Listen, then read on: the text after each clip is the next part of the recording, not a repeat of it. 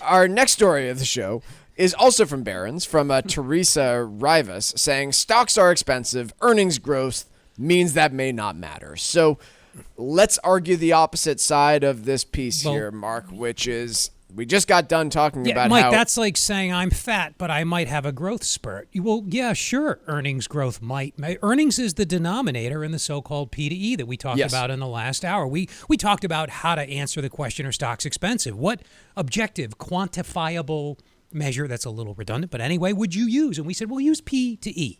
The trick is what you put in the E of that ratio. Do you use the last 12 months? Do you use a longer-term series? Go ahead.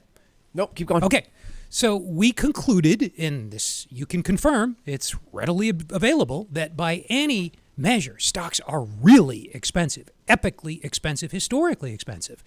Is that a disaster? That foretold bad things in 98, 99. A lot of people rang the warning bell. But not for a few years. Right, it took time. Yeah. So there needed to be some catalyst. What will that be? Hard to say. Will the economy turn? People become less willing to take risk, and that causes these multiples, P relative to E, whatever you decide to put in E. Will that cause that multiple to compress? Probably that's the way it's going to get resolved. It could also resolve in a more orderly and happy way if the E just grows. When you have a fraction, if the thing on the bottom of your fraction grows, the ratio goes down. Yeah. That is one way that this could get resolved. It is worth noting that has never happened. So that's a bit optimistic. Again, that's like your doctor saying, yeah, you're 100 pounds overweight, but you might hit a growth spurt. Not likely to happen to an adult person anyway. Give me I want to talk through the last argument that I oftentimes hear people bring up, which is when we're talking about price to earnings ratios, yeah, you can compare company to company or market to market. But most of the time what I hear it talked about is it normal compared to itself?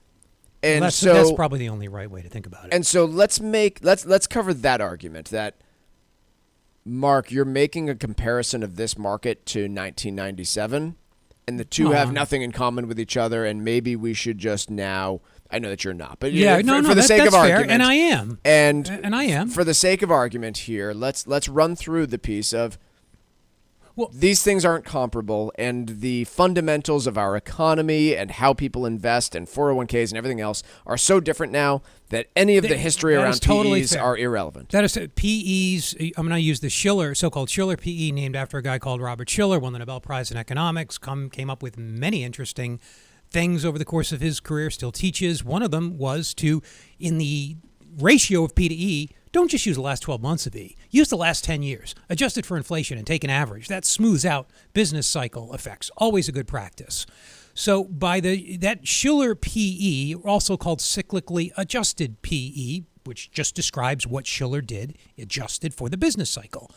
That is also at near all-time record highs. It has been trending up more or less since the early 1990s. It's been the mean, the average of that series has doubled since that period. So something did change. People became more willing to take on risk for lots of different reasons. Internet trading, pervasiveness of the 401k. We're all stock investors now, right? Lots of other potential suspects in why people are willing to pay more for $1 worth of earnings today than they were 50 years ago. So yes, Shiller PE, or whatever your favorite measure, has trended up. Will it continue to trend up?